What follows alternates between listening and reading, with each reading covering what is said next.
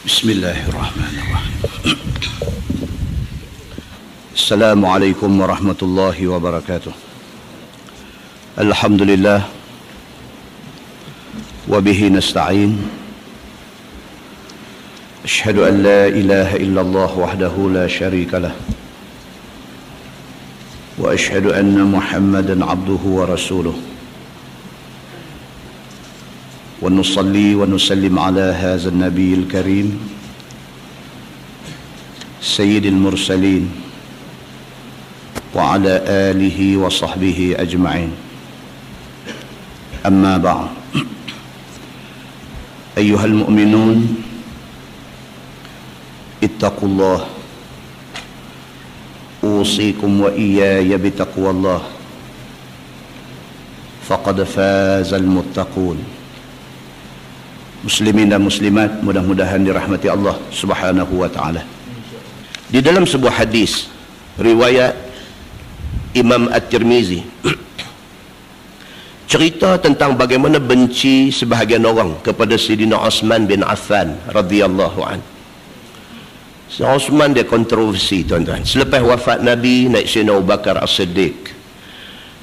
Wafat Sayyidina Abu Bakar As-Siddiq, naik Umar Al-Khattab. Lepas itu naik Uthman bin Affan. Naik Uthman bin Affan, kontroversi cukup banyak. Orang tuduh dia dengan macam-macam tuduhan. Uthman dituduh mengamalkan nepotism. Kita baca balik sejarah, Uthman dituduh mengamalkan nepotism, mengamalkan penaik adik-beradik. Dan kebetulan orang-orang yang berkuasa pada zaman dia, sebahagian besar adik-beradik dia rapat dengan dia. Maka tuduhan orang tu nampak macam sungguh. Walhal Uthman lantik bukan pasal adik-beradik, tapi pasal kebolehan. Jadi adakah kalau sekiranya adik-beradik dia berkebolehan tak boleh lantik pasal adik-beradik? Apa akan jadi dengan negara kalau sekiranya orang yang berkebolehan tak boleh lantik pasal adik-beradik? Tapi apapun tindakan Uthman itu mengundang fitnah yang cukup dahsyat. Maka Uthman kena daripada benda kecil, benda tu di-exaggerate, dibesar-besarkan, dan akhirnya tersemai di dalam diri sebahagian besar orang Islam pada masa itu. Kalau tak benci Uthman pun jadi tak puas hati dengan Uthman, sehinggalah membawa kepada hadis apabila pemberontak yang tak puas hati dengan dia, mereka pergi kepung rumah dia. Uthman bin Affan radhiyallahu anhu dalam menghadapi orang-orang yang benci dia ni, dia naik pergi tingkat atas rumah dia, jenguk kot tingkap. Kata Uthman di dalam hadis At-Tirmizi ni, dia kata, anshudukum billahi wal islam, hal ta'lamun anna Rasulullah sallallahu alaihi wasallam qadima al-Madinah wa laysa biha ma'un yusta'zab ghaira bi'ri rumah. فقال النبي صلى الله عليه وسلم من يشتري بئر رومه فيجعل دلوه مع دلاء المسلمين بخير له منها في الجنة فاشتريتها من صلب مالي فأنتم اليوم تمنعوني أن أشرب حتى أشرب من ماء البحر. Uthman cakap di tingkap rumah dia. Dia kata apa? Aku menyeru kamu atas nama Allah, atas nama Islam. Dia bercakap ni dengan orang main nak bunuh dia. Bukan main nak tangkap dia, bukan main nak bunuh dia. Niat satu aja, nak bunuh Uthman. Dia naik pergi tingkap rumah, dia buka, dia bercakap dekat geng hak nak bunuh dia ni. Dia kata, anshudukum billahi wal islam. Aku seru hampa dengan nama Allah, dengan nama Islam agama kita. Hal ta'lamun, hampa tahu ke tak, anna Rasulullah sallallahu alaihi wasallam qadimal Madinah, waktu Nabi sallallahu alaihi wasallam mai daripada Makkah ke Madinah, Nabi masuk ke Madinah ni, wa laysa biha ma'un yusta'za. Dia kata tidak ada air di bumi Madinah ni yang rasa sedap, melainkan air di bumi Madinah pada masa Nabi hijrah tu semua masin macam air laut. Minumlah air telaga, air daripada mata, air apa-apa, semua rasa masin, tak sedap. Nabi SAW bila sampai di Madinah, Nabi kata awat air semua tak sedap. ghaira bi'ri Rumah, melainkan ada satu telaga aja dalam Madinah tu. Nama telaga tu Rumah. Nama telaga tu bukan telaga tu duduklah rumah. Nama telaga tu Bi'ru Rumah nama. Itu saja Allah bagi satu telaga, air dia sedap, minum tak masin. Faqala Nabi sallallahu alaihi wasallam man yashtari bi'ra Rumah fayaj'ala dalwahu ma'a dila'il muslimin bi khairin lahu minha fil jannah. Nabi kata, siapa yang boleh sponsor, yang boleh bawa keluar duit, pergi beli tu bi'ra Rumah, telaga air sedap tu. Kemudian dia bukan beli untuk jadikan air telaga tu untuk minuman dia sahaja. Sebaliknya dia share air telaga tu dengan semua orang Islam yang ada di Madinah ni. Nabi kata, aku boleh janji ke orang yang sanggup keluar duit beli telaga tu bagi semua orang minum air sedap ni, aku boleh janji satu je ke dia. Apa dia? Dia akan dapat ganjaran syurga. Nabi kata, aku tak ada janji lain. Siapa yang boleh bawa keluar duit poket pergi beli telaga tu bagi semua orang minum air telaga tu, aku bagi dekat dia satu jaminan aja, ganti kepada duit dia keluar beli tu syurga. Nabi kata. Kata Osman bin Affan, fashtaraituha min sulbi mali, aku buat keluar duit poket aku pergi beli, aku buat macam Nabi suruh. Ini Osman, dia orang ada duit dan dia guna duit dia ni untuk Islam. Tak usah Nabi sebut apa, kata bagus, dia akan dulu buat keluar duit dia. Macam tu punya baik buat, orang tak suka. Dunia ni tuan-tuan, dunia kita duduk ni terus buat apalah, terus buatlah apa pun, tak akan semua orang suka kat kita. Orang suka-suka, tak suka tak suka. Kalau kita nak ambil kira suka orang, kita tak boleh buat apa di dunia ni. Terus tak sah buat elok macam mana lah, akan tetap ada sekelompok orang tak suka kita. 1000 keburukan kita, dia akan canang dalam masyarakat. Siapa lebih baik daripada Osman bin Affan? Nabi buka mulut, habang kata, bi'ra Rumah ni kalau boleh beli, aku nak abang satu aja, ganti kepada duit yang hang buat keluar beli telaga tu, Allah ganti syurga. Dia terus buat keluar duit, pergi beli, bagi semua orang minum air telaga tu. Kata Sidina Osman, fa antul mulyawm tamna'uni an ashrab hatta ashraba min ma'il bahar. Tapi hari ni Osman kata, hampa mai kepung rumah aku, telaga yang aku beli dengan duit poket aku bagi semua orang Madinah minum ni, aku pun tak boleh minum hari ni. Aku nak keluar daripada rumah aku nak pergi minum air telaga tu pun tak boleh, melainkan aku kena minum air laut. Dia kata, maksudnya air telaga yang ada dalam rumah dia yang rasa masin, itu sahaja dia boleh minum, sebab dia tak boleh keluar lagi dah. Keluar dia pun nak bunuh dia. Setelah kebaikan tu aku buat, ni hampa buat balik dekat aku, dia kata. Qalu Allahumma na'am. Jawab ni puak hamai pemberontak, hamai kepung rumah dia nak bunuh dia ni, bila Osman sebut kebaikan yang dia buat, dia kata Allahumma na'am. Betul kami mengaku hang yang betul, yang bagus, tapi tak nak bunuh hang, bunuh juga. Allahumma na'am, betul. Nabi kata tu betul, hang pergi beli dengan duit hang, betul. Hang buat baik kepada semua orang, betul. Itu bab lain, itu betul. Tapi tak nak bunuh hang, kami tetap akan bunuh hang hari ni. Jadi macam tu. Kata Sayyidina Osman bin Affan, hal ta'lamuna anna al-masjid dhaqa bi ahlihi. Yang kedua, dia daripada tingkap rumah dia, dia kata kat depa semua,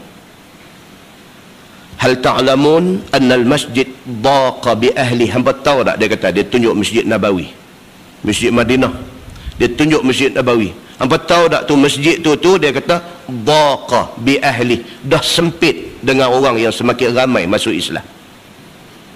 Masjid yang mula Nabi buat raudhah tu aja, yang kita pi Pak Sagi kecil itu saja masjid yang Nabi buat.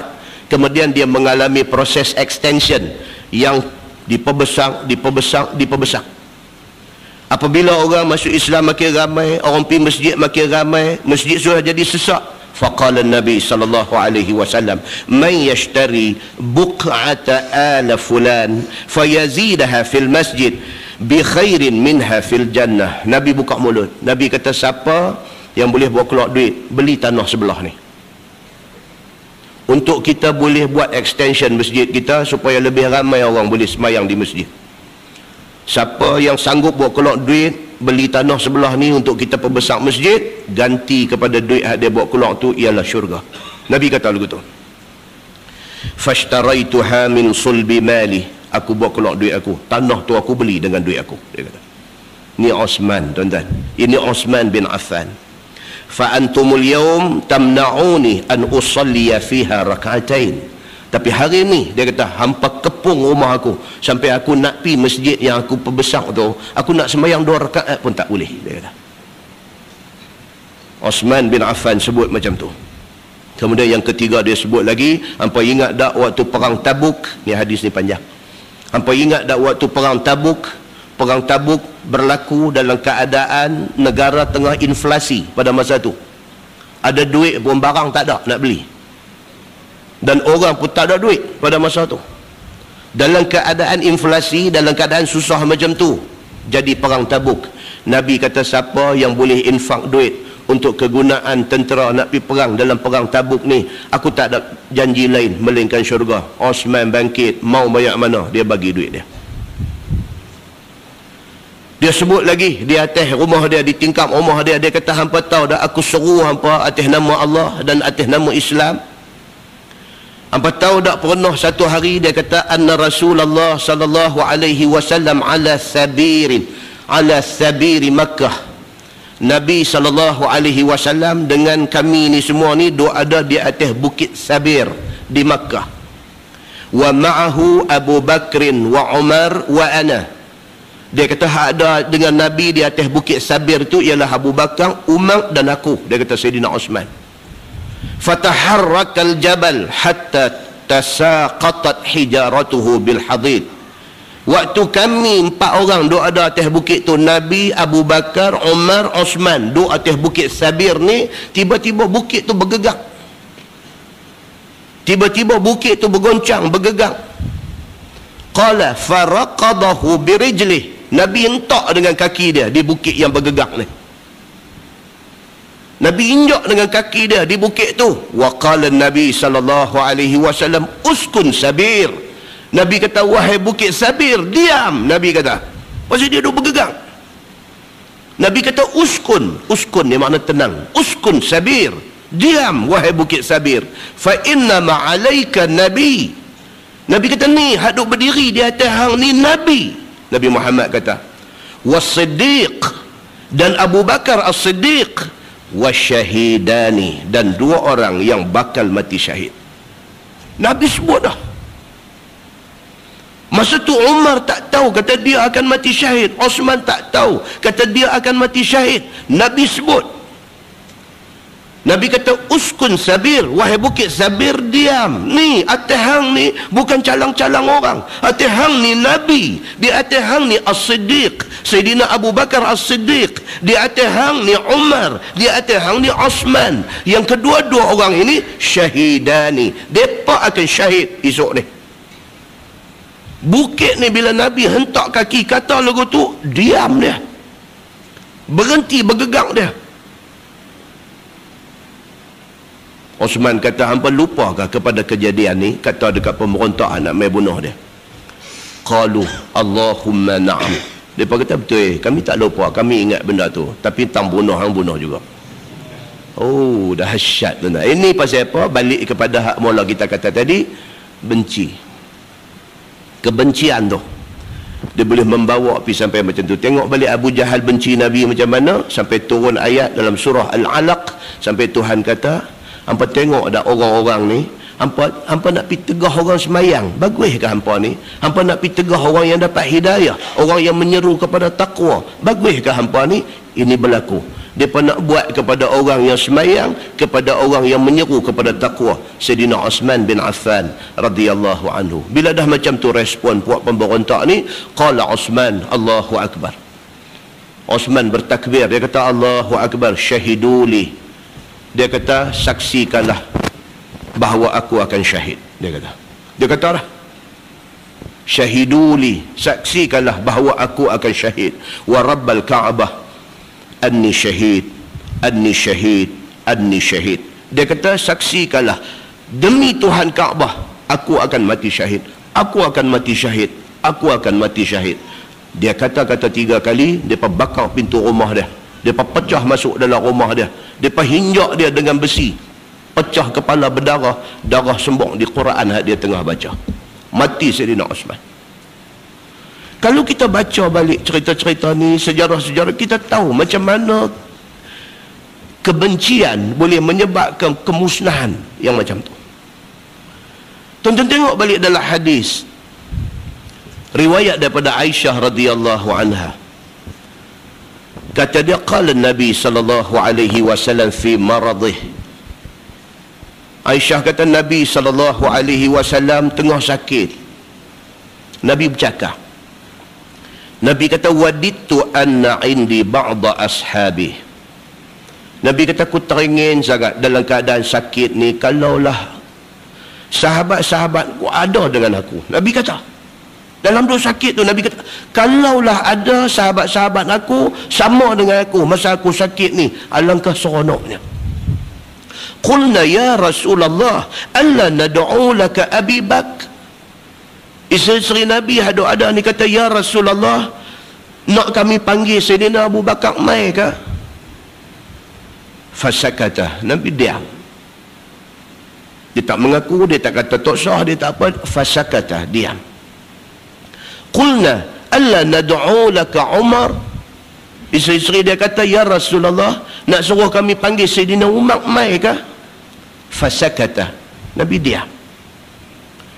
Qulna alla nad'u laka Osman. Dia berkata, nak suruh kami panggil Osman ke? Dan ni hadis ni pun dia ikut sequence daripada Khulafa Ar-Rashidin. Lepas daripada wafat Nabi, Abu Bakar, kemudian Umar, kemudian Osman. Memang naik itu, memang dah ikut sequence, dah mengikut urutan yang hadis sebut dah. Even isteri-isteri Nabi pun mereka tahu seniority tu, mereka tahu, mereka sebut tu kena. Bila Nabi kata, aku teringin dalam sakit ni kalau kawan-kawan ada sama. Bini dia mula sekali kata apa? Nak kami panggil Abu Bakar ke? Dia buat nama tu dulu. Seniority. Nak kami panggil Umar ke? Nabi diam. Nak kami panggil Osman ke? Qala Nabi sallallahu alaihi wasallam, na'am. Nabi kata, okey, panggil Osman. Itu dia. Hadis ni hadis sahih, riwayat Ibnu Majah. Dia kata, na'am. Faja'ah, maka panggil Osman, Osman pun mai. Fakhalabih, maka ditinggalkan Nabi dengan Osman sembang dua orang. Semua keluar. Nabi nak jumpa Osman, tentu ada benda Nabi nak share dengan dia yang tak mau boleh dengar. Fakhala, maka ditinggalkan dua-dua mereka ni, sembanglah. Fakhalabih, faja'ala Nabi sallallahu alaihi wasallam yukallimuh. Nabi pun dilihat bersembang dengan Osman. Wa wajhu Osman yataghayyar. Aisyah kata, kami daripada jauh duk tengok, nampak muka Osman nampak yataghayyar, nampak berubah. Qala Qais fahaddathani Abu Sahlah, yakni maula Osman, anna Osman qala yawm ad-dar anna Rasulullah sallallahu alaihi wasallam ahida ilayya ahdan fa ana sairun ilaih. Hari dia nak kena bunuh tadi ni, hari tu baru dia buka balik cerita apa yang Nabi bercakap ke dia masa tu. Dia beritahu kat siapa? Dia beritahu dekat Abu Sahlah. Siapa Abu Sahlah ni? Bekas hamba dia yang kemudiannya dia merdekakan. Dia beritahu dekat Abu Sahlah ni, dia kata, hantar tak? Dia kata, ni hari orang duk kepung nak bunuh dia ni. Dia kata, hantar tak? Nabi SAW masa sakit hari tu ni, Nabi nak duduk dengan sahabat-sahabat dia. Isteri-isteri dia sebut Abu Bakar, dia diam. Sebut Umar, dia diam. Sebut aku, Nabi kata, okey, panggil. Aku pergi jumpa Nabi. Kami tinggal dua, duk bersembang. Hantar tak apa yang Nabi kata? Osman kata, Nabi SAW ahida ilayya ahdan, berjanji kepada aku satu benda, fa ana sairun ilaih. Nabi kata, Osman, hang akan ikut aku ke syurga. Dia kata, hak tu yang aku tak boleh lupa. Hadis itu hadis sahih, riwayat Ibnu Majah. Bila kita tengok hadis-hadis ni tuan-tuan, satu kesimpulan yang kita nak kena ambil apa dia? Benci orang jangan sampai habis-habis. Kerana kadang-kadang orang yang kita benci itu tak kebaik dia di sisi Allah Subhanahu wa taala. Tidakkah itu merosakkan kita? Nah, mudah-mudahan mukadimah itu memberi manfaat kepada kita insya-Allah. Kita menggunakan Bahrul Mazi jilid 3. Bahrul Mazi jilid 3. Muka surat 134. Muka surat 134.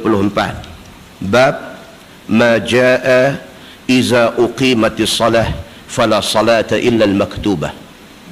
Itu bab yang datang pada menyebutkan hadis apabila sudah qamat untuk sembahyang fardu, maka tidak ada sembahyang melainkan yang fardu sahaja yang akan didirikan oleh imam.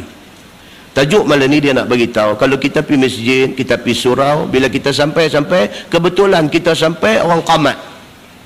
Atau saya duk pergi buat kalang kabut nak sembahyang sunat tahiyatul masjid ke apa no. Bila kita sampai orang qamat, maka tidak ada sembahyang melainkan sembahyang fardu saja yang kita boleh sembahyang. Ada dia masuk mai duduk sembahyang juga, sembahyang sunat tahiyatul masjid juga. Lagi cantik pula masuk, dia buat tahiyatul masjid, dia buat sunat wuduk pula lagi. Orang dah nak tahiyat akhir dah, baru dia mai join masuk sekali. Dia kata itu dilarang oleh agama. Ketahuilah saudaraku, hadis yang akan datang ini menunjukkan tegah sembahyang sunat apabila sudah qamat untuk sembahyang fardu. Maka hadis dikeluarkan oleh Imam At-Tirmizi, kata dia an Abi Hurairah radhiyallahu anhu qala Rasulullah sallallahu alaihi wasallam. Diriwayatkan daripada Abi Hurairah radhiyallahu anhu, sabda Nabi sallallahu alaihi wasallam, "Idza uqimatis salah fala salata illa al-maktubah." Apabila sudah diqamatkan untuk sembahyang fardu, maka tidak diharuskan sembahyang melainkan sembahyang fardu sahaja yang disembahyangkan imam. Itu peraturan. Kata At-Tirmizi, dan pada bab ini ada riwayat daripada Ibnu Buhainah dan daripada Abdullah bin Amru dan Abdullah bin Sarjas dan Ibni Abbas dan Anas, dan bermula hadis Abu Hurairah itu hadis yang hasan. Dan ada dikeluarkan hadis yang seumpama ini oleh Imam Muslim di dalam sahihnya pada bab karahiyatus syuru' fi nafilah. Hadis ini juga ada dalam sahih Muslim. Baik, masalah sembahyang sunat ditegah dikerjakan kemudian daripada qamat. Kata Imam At-Tirmizi, dan bermula amal atas hadis ini di sisi setengah daripada ahlul ilmi daripada sahabat Nabi radhiyallahu anhu dan lain daripada mereka itu. Apabila diqamatkan untuk sembahyang, maka tiada harus sembahyang seseorang melainkan sembahyang fardu yang disembahyangkan oleh imam. Dia sebut tu sembahyang fardu yang disembahyangkan oleh imam. Maksudnya kita tak boleh buat sembahyang lain selain daripada hak imam duk jalan tu. Semalam kita baca tajuk di Masjid Padang Temusu, tajuk ni dia ada kaitan dengan tajuk ni, tentang larangan diadakan dua jamaah di dalam satu masjid. Larangan ada dua jamaah dalam satu masjid. Satu hak duk jalan biasa ni, imam masjid dengan makmum dia, kita mai satu kereta, kita perform lagi satu jemaah di belakang. Perbuatan itu salah di sisi agama. Kita kena join hak duk ada ni. Kan kadang-kadang kalau masjid besar lah dia nanti jadi benda ni macam-macam. Kan mai semayang geng-geng yang masbuk, yang mai lambat ni. Dia mai lambat, sekali lagi bila imam bagi salam dia tambah lagi dua. Bila dia tambah lagi dua, ada lagi satu orang hak lambatnya mai berimam dengan dia. Mai berimam dengan dia pula tempat tak strategik. Tepi rapat ke dinding tu. Bila mai pula lagi 3 biji kereta, mai nak join dengan dia di ujung tu dengan duk terperosok di corok dinding tu dan sebagainya. Jadi tak kena dia perform another jemaah di sana. Perbuatan itu salah. So the best is apa? The best is bila kita dah mai lambat, kita tak usah pergi duk bergantung atas hak dah lambat dah tu. Kita tunggu grup baru mai, form lagi satu baru di tempat yang strategik. Pasal saat lagi nanti ada lagi hak lambat, nanti ada lagi hak lambat. Sebab orang duk mai ni daripada merata tempat, hak jauh, hak kena traffic jam, hak kena macam-macam tu, nanti ada lagi. So kita form satu jemaah baru di tengah-tengah masjid tu, siapa lambat semua ikut dia. Senang macam tu. Ni dah ujung tu ada satu, ujung balik ni ada satu. Sedangkan itu salah di sisi agama. Itu satu. Dia akan datang di Padang Temusu, dia akan bincang pula, baik, kalau kes yang satu lagi pula macam mana? Kes yang satu lagi, mai sampai saja tak mau join jemaah ada ni, tunggu bagi-bagi salam baru sembahyang lain pula. Saja purposely tak mau nak join jemaah yang duk jalan dah tu kerana nak form jemaah baru. Apa kata ulama dalam bab ini? Itu tajuk di Padang Temusu. Yang kita kena tahu benda ni, pasal benda ni melibatkan hukum hakam. Yang hukum hakam ini diambil daripada nas hadis Nabi SAW. Kalau Nabi larang, kalau Nabi tegah, maknanya benda tu tak boleh buat. Ada sebab pasal apa Nabi larang. Nah, muslimin dan muslimat yang dirahmati Allah sekalian. Baik, kata dia sembahyang sunat ditegah dikerjakan kemudian daripada qamat, dan bermula amal atas hadis ini di sisi ulama-ulama. Apabila diqamatkan sembahyang, tiada harus sembahyang melainkan sembahyang fardu yang disembahyangkan oleh imam, dan dengan dialah berkata Sufyan dan Ibnul Mubarak dan Imam Asy-Syafi'i dan Imam Ahmad bin Hanbal dan Ishaq. Kata Imam Nawawi, hadis itu menunjukkan tegah yang terang. Sarih tu makna dia terang, terang-terang tak bagi buat macam tu, atas memulai sembahyang sunat kemudian daripada sudah diqamatkan. Orang dah qamat dah, kita nak buat sembahyang sunat, larangan itu terang dalam hadis tadi. Sama ada ia sunat ratibah, sunat rawatib seperti sunat subuh, sunat zuhur, sunat asar ataupun sebagainya, semua tu dilarang belaka. Tak boleh kita main-main, Allah, orang nak sembahyang dah qamat dah, nak sembahyang dah, kita duk rasa sayang tak buat sunat apa qabliyah, so kita buat juga mengikut pendapat yang kuat. Dia kata tak boleh, ikut jemaah ada tu sembahyang, tak lagi dia akan main nak selesaikan benda tu macam mana. Dan ini mazhab Syafi'i dan jumhur ulama. Dan kata Abu Hanifah dan ashabnya, apabila tiada ada ia sembahyang 2 rakaat sunat subuh, nescaya sembahyang dia akan 2 rakaat itu kemudian daripada qamat di dalam masjid selama tidak takut luput rakaat yang kedua. Ini satu pendapat dia kata. Imam Abu Hanifah, Imam mazhab Hanafi, dia pasal apa? Pasal dia melihatkan pentingnya qabliyah subuh tu. Dia melihatkan qabliyah subuh tu satu sembahyang yang kalau boleh jangan tak buat. Maka Imam Abu Hanifah berpendapat, bagi kes sembahyang subuh ni, dia kata kalau kita main-main orang qamat dah. Imam Abu Hanifah berpendapat pederah juga qabliyah subuh ni. Dia kata kalau kita yakin kita boleh komplit 2 rakaat qabliyah subuh ni sebelum imam rakaat kedua, dia kata buat qabliyah subuh ni, jangan tak buat. Imam Abu Hanifah dia begitu sekali menekankan pentingnya qabliyah subuh. Imam Hanafi ni tuan-tuan, Imam Abu Hanifah ni dia bukan qabliyah subuh aja, dia witir bagi dia wajib. Imam Hanafi ni dia bagi dia qabliyah zuhur tak ada 2, 4. Ni Imam Abu Hanifah ni, kalau di Penang ni apa nama India Muslim, depa banyak mazhab Hanafi, depa macam tu. Abu Hanifah ni dia dalam bab-bab ni sembahyang sunat-sunat ni dia cukup mengambil berat. Maka dalam bab ni kalau mai sembahyang subuh, dia kata orang qamat dah nak sembahyang subuh, dia kata kalau hang rasa hang buat qabliyah subuh dan dapat rakaat kedua dengan imam, hang buat qabliyah subuh dulu, jangan miss. Itu pendapat Abu Hanifah. Dan kata As-Sawri, selama tiada takut kalau luput rakaat pertama. Satu pendapat lagi daripada As-Sawri, Sufyan As-Sawri, dia ni pun imam mazhab juga, tapi dia mazhab kecil, sambutan tak ramai untuk mazhab dia. Sufyan As-Sawri ni dia mazhab, dia imam mazhab, tapi mazhab dia tak popular macam 4 mazhab yang kita duk sebut selalu.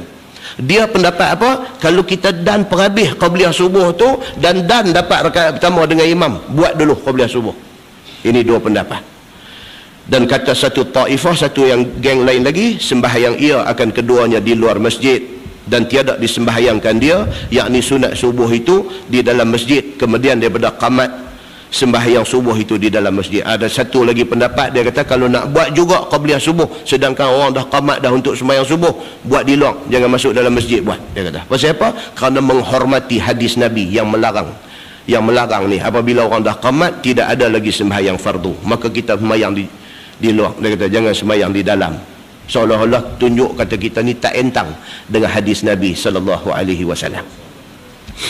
Tajuk dia kata bab fi man tafutuhu rak'atani qabla al-fajri yusallihima ba'da salatil fajri. Itu bab yang datang pada menyatakan orang yang luput ataupun orang yang tak dan 2 rakaat sunat dahulu daripada subuh, maka sembahyanglah dia akan keduanya selepas sembahyang subuh. Ini pula satu hadis pula, dan benda ni pernah jadi kepada Nabi SAW, dan ada dibuat oleh sahabat Nabi. Jaga-jaga terlewat sikit, berlari main masjid nak sembahyang, main-main orang qamat dah. Bila orang qamat dah, dia sembahyang subuh. Lepas dia sembahyang subuh, dia buat qada kepada qabliyah subuh yang dia tak buat ni. Ni hadis dia. Cuba kita tengok. Ketahuilah saudaraku, dengan hadis yang akan datang ini menunjukkan boleh dibayar sembahyang sunat yang dahulu daripada subuh itu, kemudian daripada selesai sembahyang subuh. Kerana Nabi SAW tidak larang orang memperbuat yang demikian itu. Ini hadis dia nak beritahu. Maka dikeluarkan hadisnya oleh Imam At-Tirmizi. Kata dia, an Qais radhiyallahu anhu qala kharaja Rasulullah sallallahu alaihi wasallam fa uqimatis salah. Diriwayatkan daripada satu sahabat Nabi sallallahu alaihi wasallam, nama dia Qais. Satu sahabat Nabi nama dia Qais. Kata dia telah keluar Nabi sallallahu alaihi wasallam daripada bilik rumah dia nak pergi ke masjid kerana nak sembahyang subuh berjemaah dengan segala sahabat sebagaimana biasanya. Maka apabila dilihat orang Nabi keluar